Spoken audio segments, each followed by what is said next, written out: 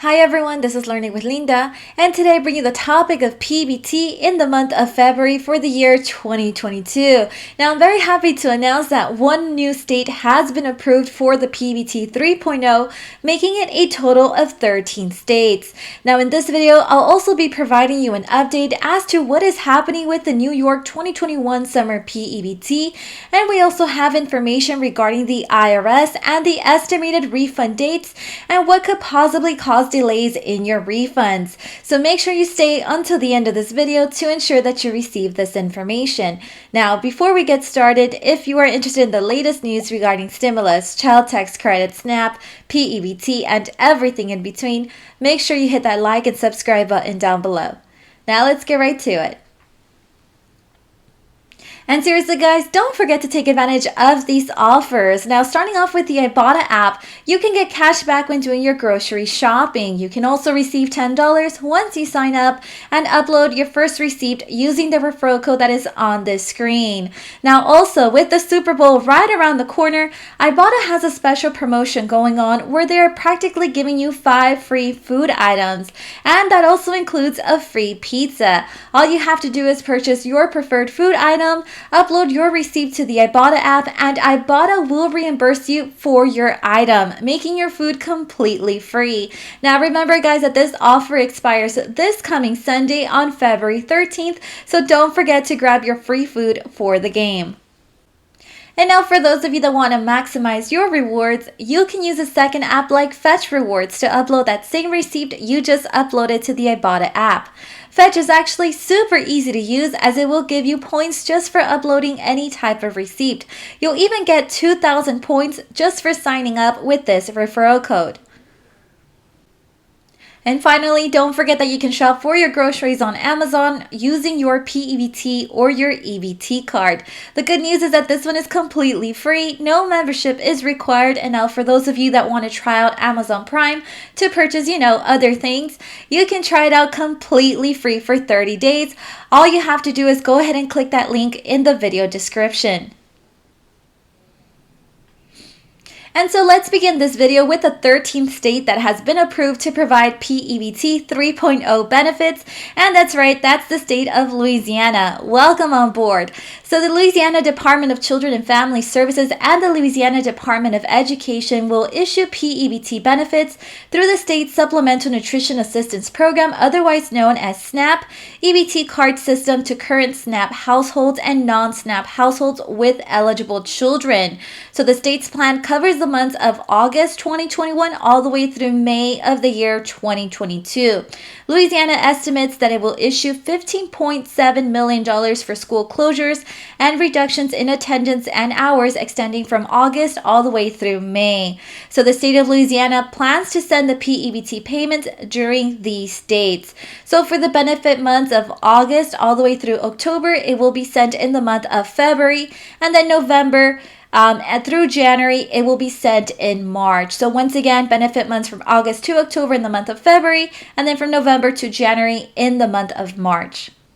So once again, welcome Louisiana on board. And then just a quick reminder, you guys, remember that these dates are only estimates. There's always a chance that the payment date could change, but as always, I'll always be keeping you updated about any changes.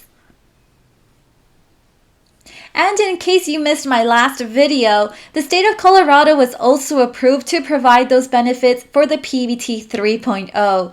So the state of Colorado estimates that it will issue $19.3 million to approximately 82,600 children for school closures and reductions in attendance and hours extending from August all the way through May of the year 2022.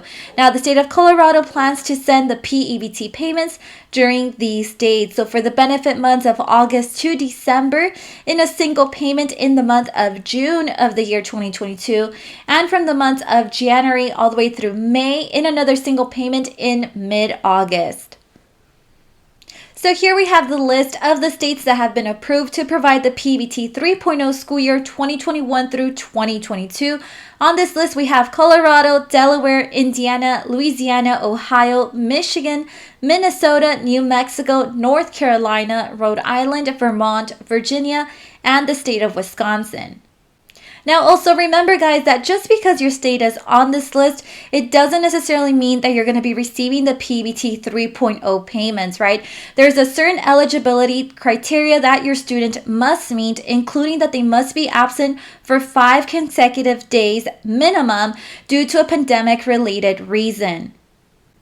And now for those that are eligible for these P-EBT 3.0 benefits, here you have the benefit amounts.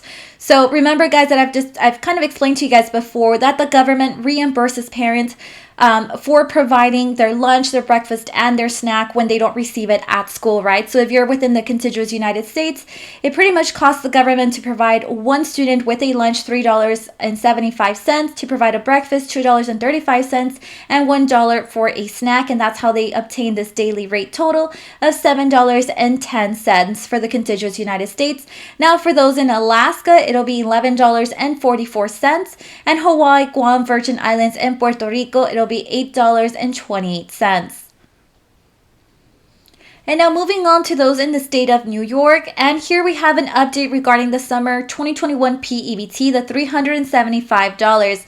Now let me keep it real, you guys. I have searched on the P-EBT website for this state as I reviewed the information.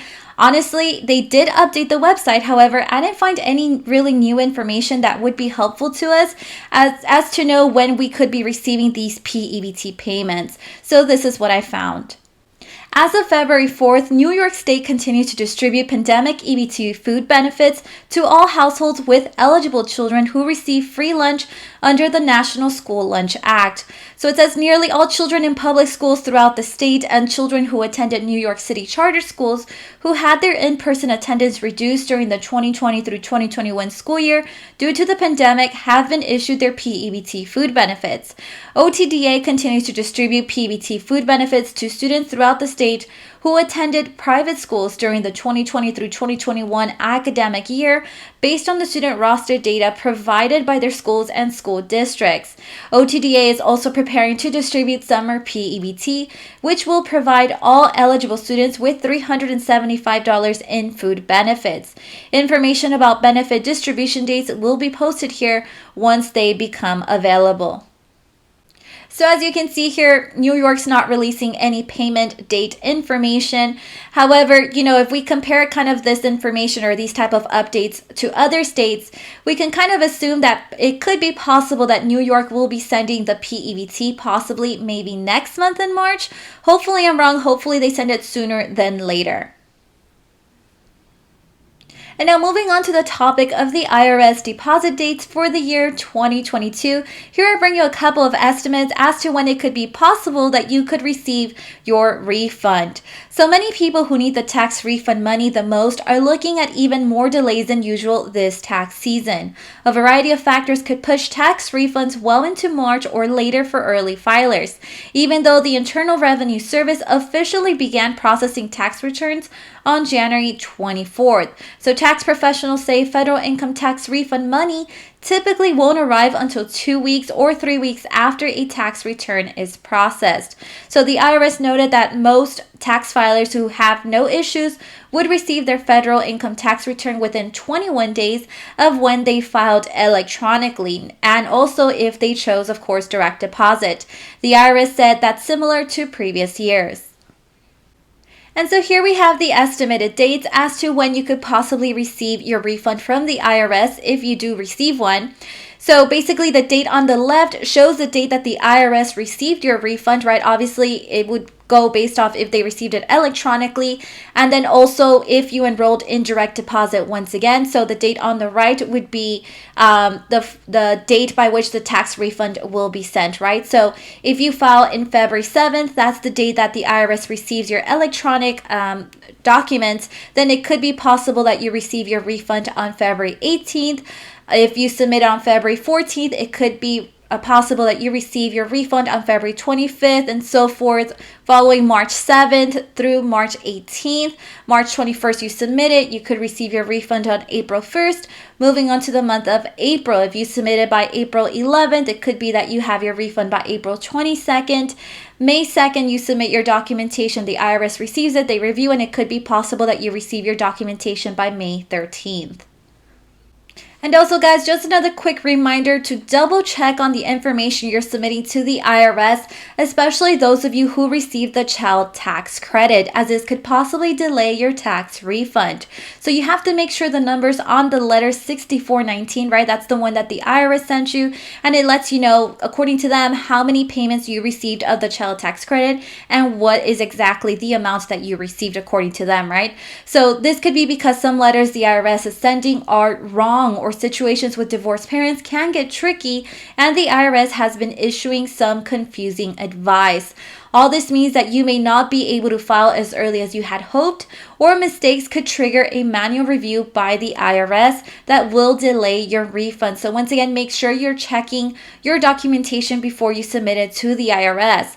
Now, you may want to file an accurate and complete return, so you don't want to file until you absolutely know your numbers relating to the child tax credit, that these numbers are correct. Once again, you can verify this information to letter 6419. And remember, guys, I've mentioned in some of my previous videos that you can double check the information as to how much you received for the child tax credit. You can double check it through the IRS portal. And that is all the updates that I have for today. Remember to turn on your notification button to know when I have uploaded a new video. See you next time.